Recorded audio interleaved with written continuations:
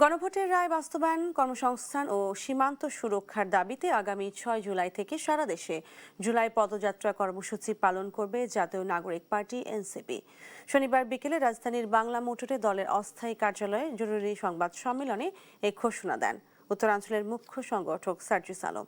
এ সময় তিনি বলেন, আওয়ামী লীগ আর কোনোদিন বাংলাদেশের রাজনীতি করতে পারবে না। বিএনপির মুখপাত্র হিসেবে স্বরাষ্ট্রমন্ত্রী সালাউদ্দিন আহমেদের এই বক্তব্য দেন যেন কথায় ও কাজে মিল থাকে।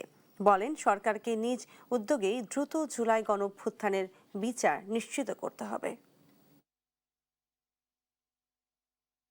জাতীয় নাগরিক পার্টি এনসিপি দেশ জুড়ে 64 জেলার 100টি উপজেলা ও পৌরসভায় গণভোট বাস্তবায়ন, কর্মসংস্থান ও সীমান্ত সুরক্ষার দাবিতে জুলাই পদযাত্রা 2026 আয়োজন করতে যাচ্ছে। আগামী 6 জুলাই থেকে শুরু হবে।